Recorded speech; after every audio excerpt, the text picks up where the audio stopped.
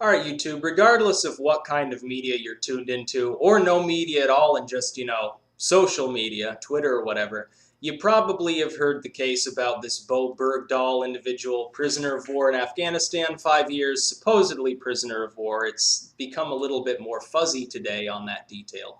Uh, you know, in Afghanistan, supposedly either goes AWOL on base or goes off base for some unknown reason, either goes off with the Taliban or gets captured by the Taliban. It's not entirely clear yet.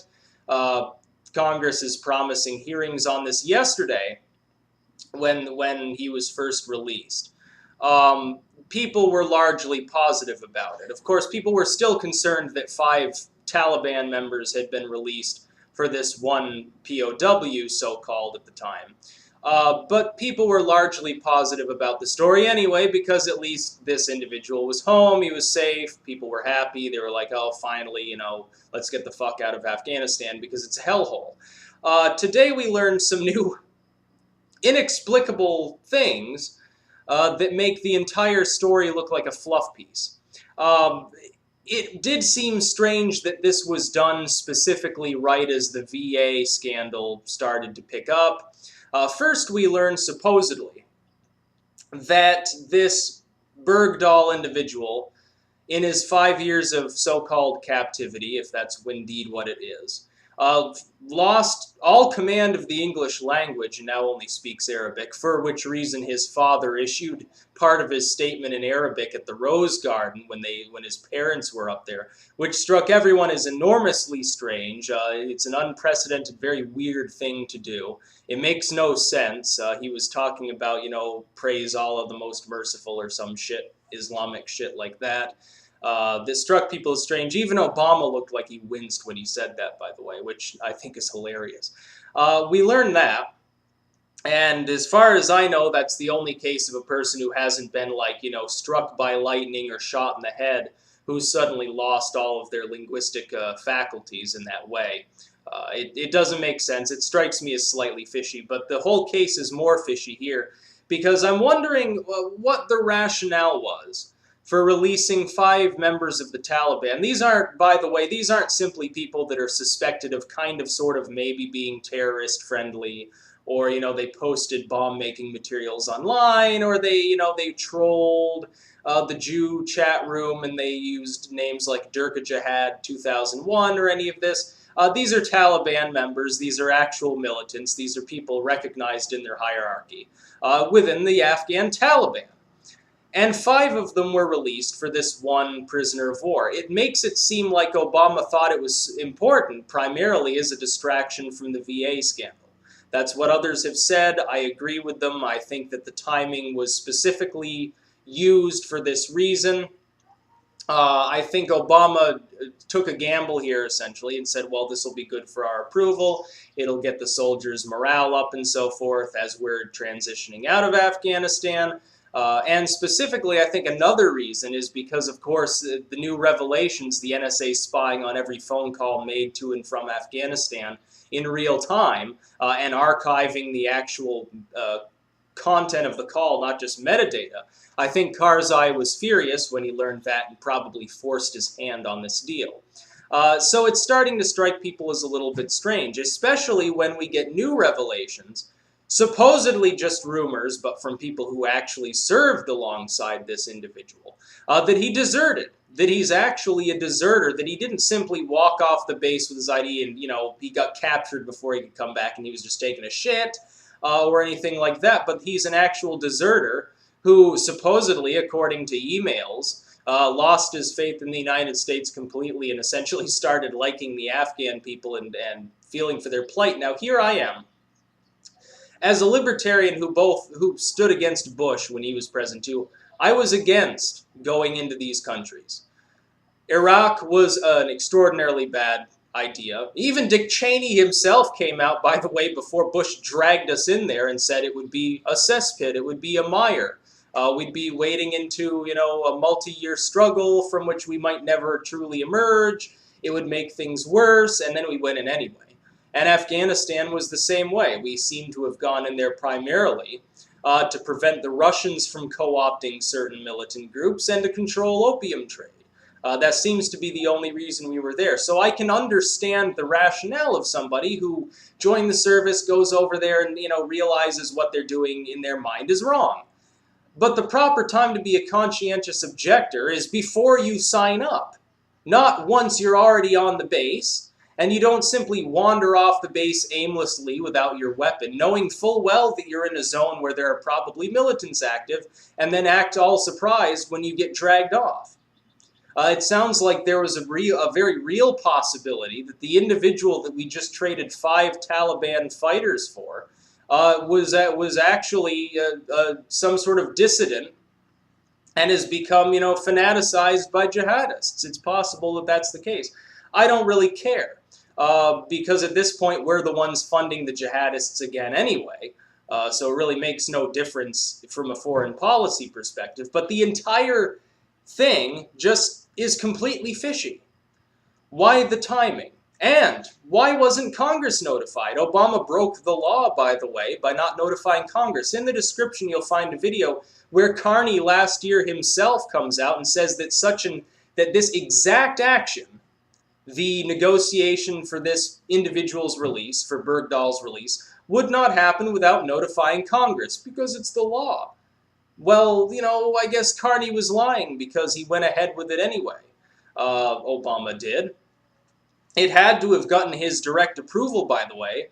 This is an impeachable offense that not only is probably related to Obama and he knew about, but had to have had his signature on it. He's the only one who could have signed off on this specific deal, or else given that ability to somebody else to take the fall for him. He didn't notify Congress. He broke federal law. And yet nothing will be done about this, I predict, because Obama can do no wrong. However, there is a little glimmer of hope because even CNN's calling this out as remarkably fishy, which exactly it is. That it would happen so close after the VA scandal cracks wide open.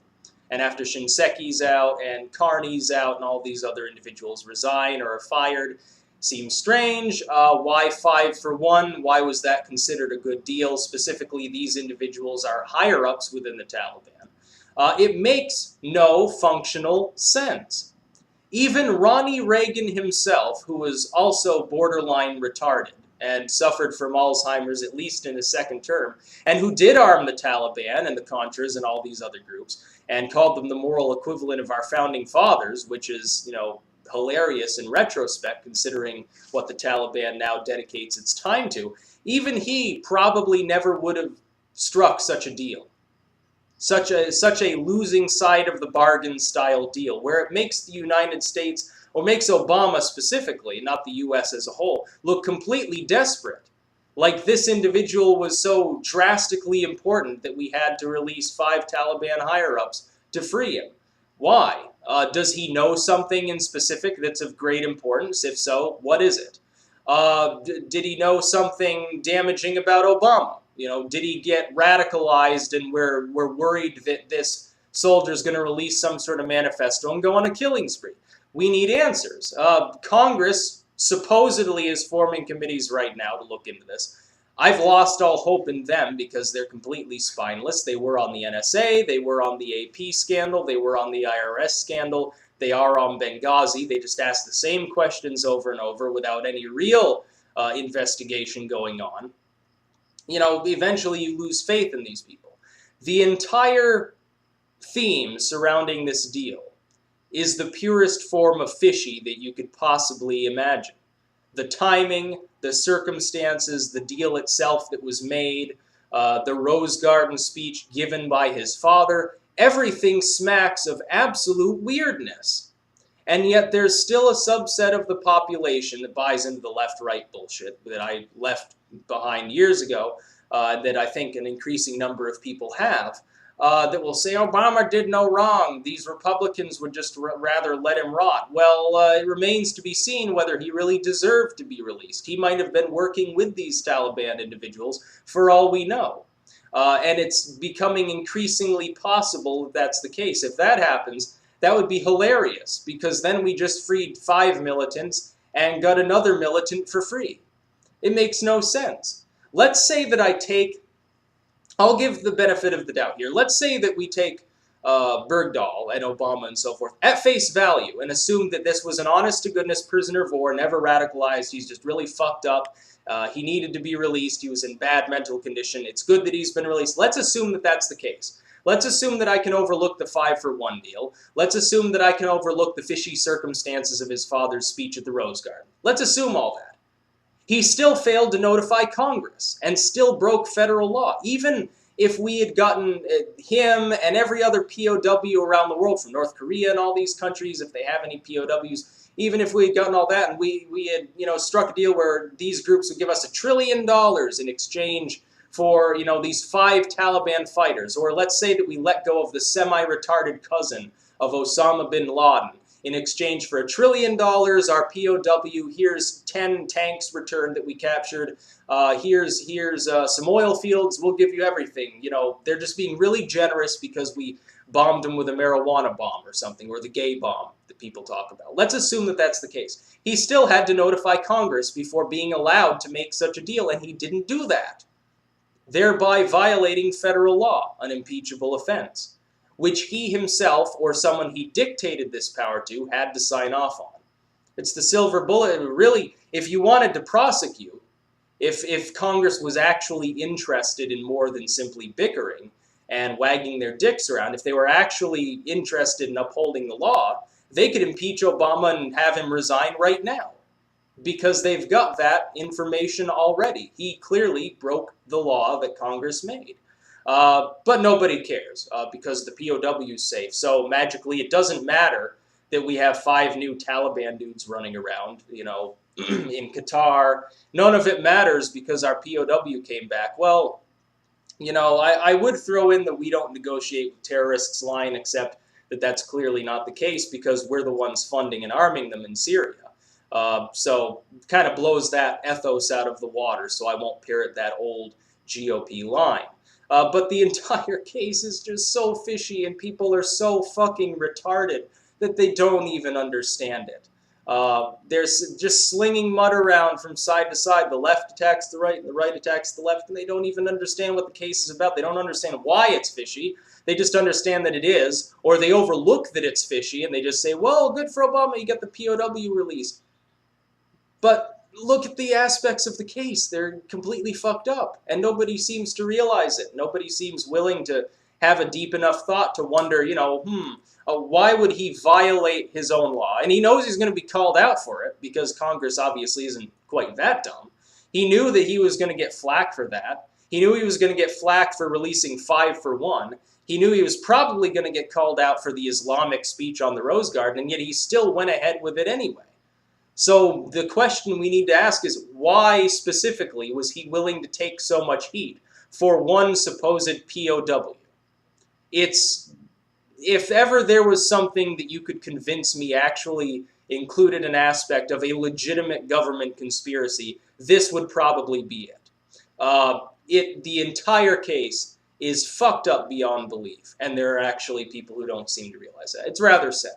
But that's about all. I will put that link in the description.